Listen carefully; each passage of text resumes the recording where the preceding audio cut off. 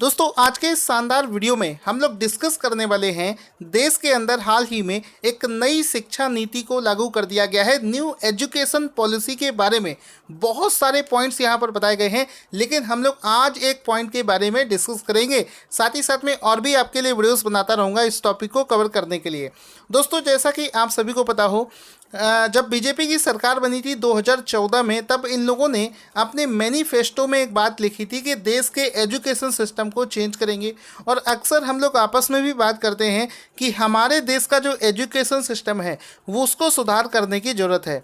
अब इसमें एक बहुत बड़ी खामी ये थी कि अगर कोई स्टूडेंट बीटेक कर रहा है फॉर एग्ज़ाम्पल, और बीटेक होता है 4 साल का, तो अगर वो स्टूडेंट पहले साल में या फिर दूसरे साल में या फिर तीसरे साल के अंत में किसी कारणवश अपना कोर्स बीच में ही छोड़ देता है, तो उस केस में उसके साथ क्या होगा। अभी तक ये था कि अगर वो बीच में अपना कॉलेज छोड़ देता है तो उसका पूरा बीटेक बर्बाद हो जाता था, उसकी कोई वैल्यू नहीं मानी जाती थी। लेकिन अभी इसमें क्या चेंजेस हुए हैं उसको डिस्कस करेंगे। सबसे पहले ये जानो कि हमारे देश के अंदर में जो शिक्षा नीति है ये सबसे पहले 1986 को लॉन्च करी गई थी। 1986 को देश के अंदर में शिक्षा नीति को लागू किया गया था, जिसके अनुसार देश के अंदर चलने वाले अलग अलग स्कूल हैं, चाहे वो यूनिवर्सिटीज़ हो, वो काम कर रही थी। फिर उसके बाद में 1992 में इसमें थोड़े बहुत चेंजेस किए गए थे, लेकिन वो माइनर चेंजेस थे, कोई बड़े चेंजेस नहीं थे। इसके बाद में अभी इसको लगभग 34 साल के बाद में पूरे तरीके से बहुत बड़े बड़े चेंजेस कर दिए गए हैं। तो ऐसा हम मान सकते हैं कि देश की जो एजुकेशन पॉलिसी है उसमें 34 साल बाद इसको चेंज कर दिया गया है।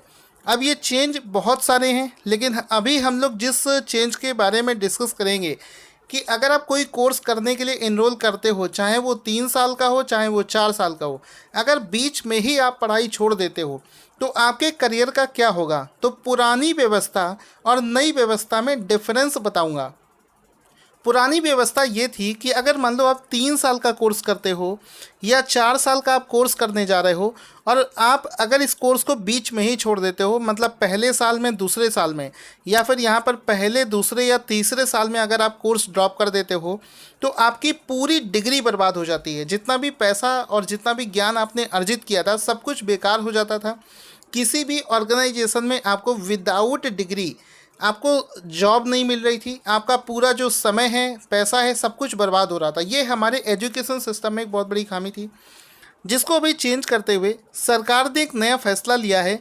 उसने फैसला क्या लिया है कि इन केस अगर आप किसी भी मजबूरीवश आपको अपनी डिग्री बीच में ही छोड़नी पड़ती है, चाहे वो फर्स्ट ईयर हो, चाहे वो सेकेंड ईयर हो, चाहे वो थर्ड ईयर हो, उसके बाद में भी आपको परेशान होने की ज़रूरत नहीं है।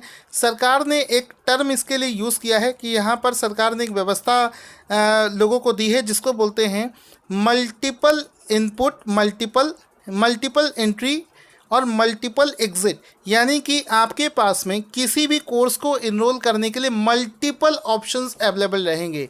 आप बीटेक फर्स्ट ईयर के लिए भी अप्लाई कर सकते हो, सेकेंड ईयर के लिए भी कर सकते हो, थर्ड ईयर के लिए भी कर सकते हो। और यहाँ पर मल्टीपल एग्जिट ऑप्शन भी है, यानी कि आप किसी भी वक्त अपना कॉलेज ड्रॉप भी कर सकते हो, छोड़ भी सकते हो, वो आपका बेकार नहीं जाएगा। क्योंकि अगर मान लीजिए कि आप पहले साल में अगर आप 1 साल बाद ही अपनी कोर्स को छोड़ देते हैं, तो आपको प्रॉपर तरीके से एक सर्टिफिकेट दिया जाएगा और उसी सर्टिफिकेट के बेसिस पर आप जॉब ले सकते हैं। इसी प्रकार से अगर आप 2 साल तक कोर्स कर लेते हैं तो आपको एक डिप्लोमा का सर्टिफिकेट दिया जाएगा। फॉर एग्जांपल अगर आप बीटेक करने आते हैं तो बीटेक होता है 4 साल का, और अगर आप सेकेंड ईयर में उस बीटेक को ड्रॉप कर देते हैं तो आपको डिप्लोमा के इक्विवेलेंट माना जाएगा और आपको 2 साल का डिप्लोमा का एक सर्टिफिकेट दिया जाएगा, जिसके बेसिस पर आप जॉब के लिए अप्लाई कर सकते हैं। इसी प्रकार से अगर आप तीसरे या चौथे साल तक इसको कंटिन्यू कर लेते हैं, तब आपको इसमें पूरी जो डिग्री होती है वो प्राप्त कर दे दी जाएगी।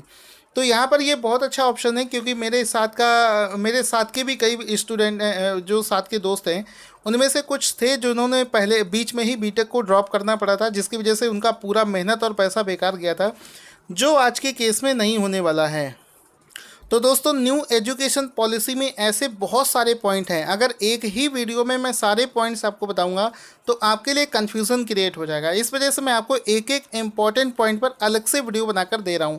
अगर आपको वीडियो अच्छा लगता है तो आप कमेंट करके बताएं, और मेरा ये तरीका कैसा है जिसमें कि मैं आपको अलग अलग पॉइंट्स पर अलग अलग वीडियो बनाकर दे रहा हूँ, ये भी आप कैसा लगा आप लोग बताइएगा। तो आई होप आपको वीडियो अच्छा लगा होगा। अगर आपको सरकार की ये पॉलिसी अच्छी लगी हो तो लाइक और कमेंट करना ना भूलें।